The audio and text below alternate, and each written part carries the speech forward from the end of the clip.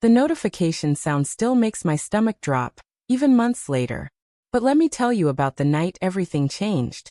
The night I discovered that sometimes the most devastating weapon against a predator is simply letting them reveal who they truly are. Let me tell you something about emotional abusers that most people do not understand until they have lived through it themselves. They do not want peace in their relationships. Peace means equality, compromise, and mutual respect. Concepts that threaten their very foundation. What they crave, what feeds their twisted souls, is power. Raw, unfiltered, absolute power over another human being's emotions, thoughts, and reactions. Matt was no different, except for one terrifying detail that would eventually become his downfall. He did not just want power over me. He wanted power with an audience watching his performance. For 2 years, I lived in what looked like a fairy tale relationship from the outside. Matt was everything society teaches women to want in a partner. He dressed impeccably, spoke with the kind of confidence that commanded rooms, and possessed the type of charisma that made strangers approach us at restaurants to comment on what a beautiful couple we made. Friends would look at us with barely concealed envy, telling me repeatedly how lucky I was to have found someone so perfect, so put together, so seemingly devoted. "You really hit the jackpot with this one," my sister would say, watching Matt charm our parents during family dinners. "He is everything you could want in a man." If only they could have seen what happened when the curtains closed and the audience disappeared. Behind the closed doors of our shared apartment, Matt became someone entirely different. The charming, articulate man who impressed everyone we met transformed into a calculated emotional terrorist who had turned psychological warfare into an art form. He weaponized my feelings with surgical precision, using my love for him as ammunition against my own mental health. Every emotion I expressed became fodder for his manipulation. If I cried, I was too sensitive and exhausting to be around. If I raised my voice in frustration, I was too dramatic and creating problems where none existed. If I tried to express hurt or disappointment about his behavior, I was too emotional and impossible to please. No matter how I reacted to his treatment, he had a label ready that would make me question whether my feelings were valid, or if I was actually the problem in our relationship. The gaslighting was relentless and expertly crafted. He would say something cruel, wait for my natural human reaction, then act shocked and wounded by my response. "I never said that," he would insist, even when the words were still hanging in the air between us. "You are twisting my words again. This is exactly what I am talking about. You hear what you want to hear, not what I actually say." I began recording our conversations in my head, replaying them obsessively to make sure I had not imagined the cruelty. But even my own memories became suspect under his constant assault on my perception of reality. Was I being too sensitive? Was I creating drama where none existed? Was I actually the toxic one in this relationship? The breaking point came on a Tuesday night in March. I cannot even remember what triggered the argument initially. Some minor disagreement about dinner plans or weekend schedules that Matt escalated with the skill of someone who had been practicing emotional warfare for years. What I do remember with crystal clarity is the moment I finally snapped under the weight of months of psychological abuse. "You are doing it again," I said, my voice starting to crack under the pressure of trying to remain calm while being systematically torn apart. "You are twisting everything I say and making me feel crazy." "There you go again," Matt replied with that particular smile he reserved for moments when he knew he was winning. "Playing the victim. Acting like I am some monster when all I did was disagree with you about dinner." "It is not about dinner." The words exploded out of me with 2 years of suppressed frustration behind them. "It is never about dinner or plans or any of the stupid things we fight about. It is about how you make me feel like I am losing my mind every single day." That was when I broke. Really, truly, completely broke down in a way I had never allowed myself to do before. The tears came in violent sobs that shook my entire body. I screamed at him through my tears, begging him to stop twisting my words, pleading with him to just once, acknowledge that his behavior was hurting me instead of making me feel like I was crazy for being hurt. "Please," I sobbed. "Just tell me I am not imagining this. Just tell me that what you are doing is real, and that I am not making it up in my head." I was on my knees on our living room floor, mascara streaming down my face, begging the man I love to validate my reality. It was the most vulnerable, broken, desperate moment of my entire life.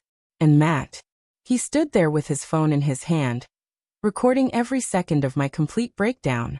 I did not notice the phone at first. I was too consumed by my own emotional collapse to pay attention to his hands or his posture, or the subtle way he angled himself to get the best shot of my devastation. It was not until I finally looked up through my tears that I saw the telltale red recording dead in the corner of his screen. "Are you filming me?" I whispered, my voice hoarse from screaming. "What?" "No," he said, but he did not put the phone down fast enough. I saw him in the recording. I saw the way his thumb moved across the screen with practiced efficiency. "You were filming me having a breakdown," I said, the words coming out flat and emotionless as shock replaced the hysteria. "You were filming me while I was begging you to stop hurting me." "You are being paranoid," he said, slipping the phone into his pocket. "I was just checking messages. You really think I would film you crying? What kind of person do you think I am?" But I knew what I had seen. And more importantly, I knew Matt well enough to recognize his lies by the way his left eye twitched slightly when he was being particularly deceptive.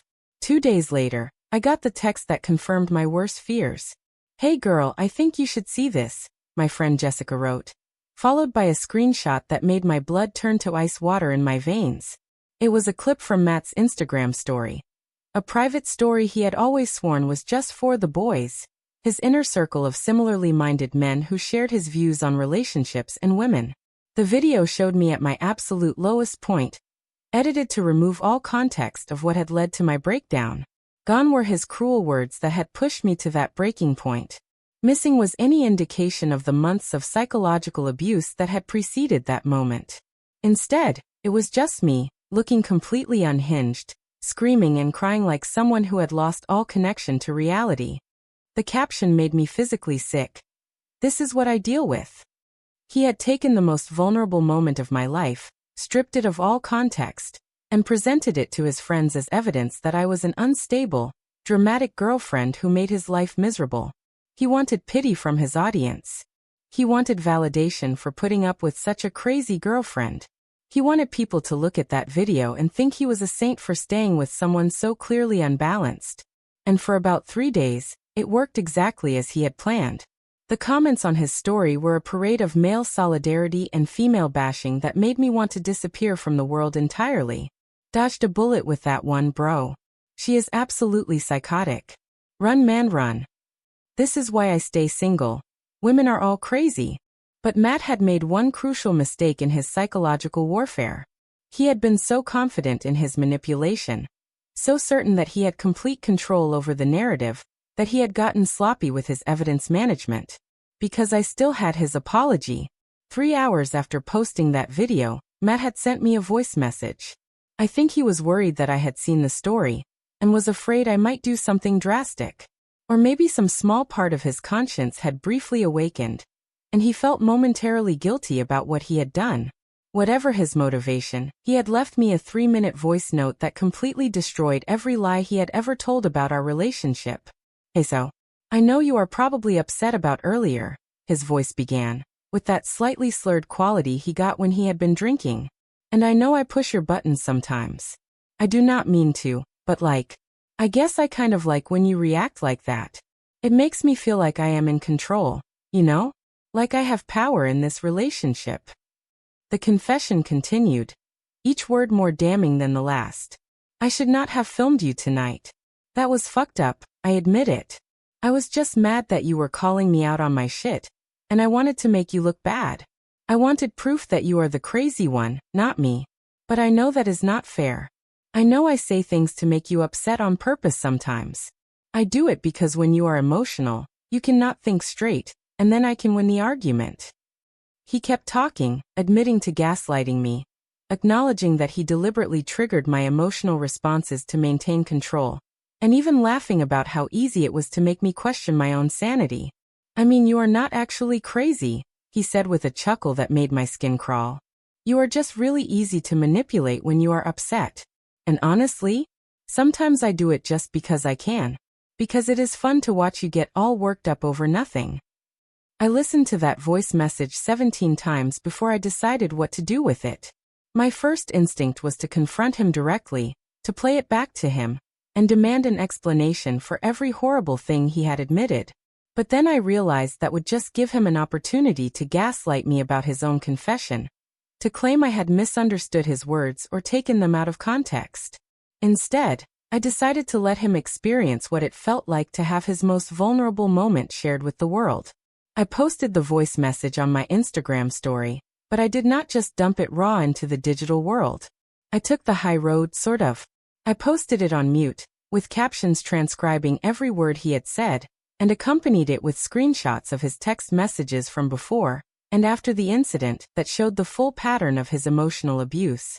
"I only say those things to calm you down," read one text from earlier that week. "You know I do not mean it when I am harsh. I just need you to stop being so emotional about everything." "You always twist my words," said another. "I never said what you think I said. This is exactly why we fight. You hear what you want to hear instead of what I actually say." And perhaps the most chilling: "If you really loved me, you would stay quiet when I am trying to make a point. Your crying just makes everything worse." I included context for everything. I explained the months of psychological abuse that had led to the breakdown he had filmed. I detailed the manipulation tactics he had used to make me question my own sanity. I provided a timeline of his behavior that painted a clear picture of systematic emotional abuse. But most importantly, I let his own words tell the story of who he really was. The response was immediate and overwhelming. My followers tripled in 48 hours as the post was shared across platforms by people who recognized the patterns of abuse I was describing.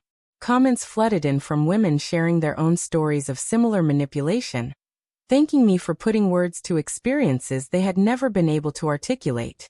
"This is emotional abuse 101, wrote one commenter. "Thank you for showing what it actually looks like in real relationships." "You just saved someone with this post," said another. "I am sending this to my sister who is going through the exact same thing." "I wish I had seen something like this 5 years ago," commented a third. "It would have saved me so much pain and self-doubt." The validation was overwhelming, but it was not the validation that felt most powerful. What felt most powerful was watching Matt's carefully constructed facade crumble in real time. Within hours of my post going viral, Matt's story had been screenshot and shared thousands of times, but now it appeared alongside the context he had deliberately stripped away. People could see exactly what he had done: taken footage of someone he had psychologically tortured, and presented it as evidence of their instability. His friends, the same ones who had initially supported him with comments about crazy women, began deleting their responses and distancing themselves from the situation. Some even reached out to me privately to apologize for their initial reactions, and to thank me for opening their eyes to behavior they had not recognized as abusive. Matt himself lasted about 12 hours before he cracked under the pressure. He deleted his Instagram account entirely, telling people he needed space from negativity, and that social media was toxic for his mental health. But the real reason was obvious to anyone paying attention. He could not handle the spotlight turning back on him. For 2 years, he had been the director of our relationship drama, controlling the narrative and casting himself as the long-suffering hero dealing with an unstable girlfriend. He was comfortable being the one behind the camera, the one with the power to record and edit and present situations however he chose. But when the roles reversed, when he became the subject instead of the director, when his own words were used to expose his true character, he could not handle the scrutiny. He could not stand having his manipulation tactics dissected and discussed by strangers on the internet. He could not bear the thought of people seeing him as he really was instead of as he had presented himself. The irony was not lost on me that the man who had filmed my private breakdown to make me look unstable had himself become so destabilized by public exposure that he had fled the internet entirely. He tried to reach out to me multiple times in the weeks that followed, alternating between attempts at manipulation and desperate pleas for forgiveness. He sent long text messages explaining that he had been going through a hard time and had acted out because he was stressed about work. He tried to minimize his behavior by calling it a mistake and promising he had learned his lesson. When emotional manipulation failed, he tried a different approach, threatening to sue me for posting his voice message without permission. He claimed I had violated his privacy and damaged his reputation with lies and distortions. I responded to that threat with a single text. Everything I posted was your own words. If your own words damaged your reputation, perhaps the problem is not with me sharing them. He never followed through on the legal threats. I suspect his lawyer, if he actually consulted one, explained that suing someone for sharing your own confession to abuse would not end well in court. The experience taught me something profound about the nature of emotional abuse and the power dynamics that sustain it. Abusers rely on secrecy, on their ability to control the narrative, on their victims' isolation and self-doubt. They are skilled at presenting themselves as reasonable, caring partners to the outside world while systematically destroying their victims' sense of reality in private. But when that veil of secrecy is lifted, when their own words and actions are exposed to scrutiny, when they lose control of the narrative they have so carefully crafted, they become the ones who are desperate and unstable. They cannot handle being seen clearly, because what lies beneath their charming facade is not pretty or sympathetic or worthy of pity. Matt had tried to make me the villain by filming my pain and presenting it without context to make me look unhinged. He had weaponized my vulnerability and used it to garner sympathy for himself while simultaneously destroying my reputation and my sense of self. But in the end, I had something more powerful than his edited footage and manipulative presentations. I had the truth, documented in his own voice, admitting to every cruel thing he had done and explaining his motivations in his own words. I did not need to scream or fight or engage in the dramatic confrontations he thrived on. I simply muted his attempts at continued manipulation and let his own confession speak louder than any defense I could have offered. Truth does not need volume to be heard. It does not need drama or spectacle or emotional outbursts to be convincing. Truth just needs receipts, documentation, evidence, proof that cannot be twisted or reinterpreted or gaslit away. The voice message I posted was not revenge in the traditional sense. It was justice served by his own hand, consequences delivered through his own words, accountability enforced by his own admissions of guilt. He had filmed me at my lowest point, thinking it would give him power over me forever. Instead, his confession during his own moment of weakness became the key to my freedom, and the end of his ability to hurt me, or anyone else the same way. Months later, I still get messages from women who found strength in my story to leave their own abusive relationships. They tell me that seeing someone fight back, seeing someone refuse to be silenced by shame and manipulation, gave them permission to stop accepting treatment they knew was wrong. That is the real victory.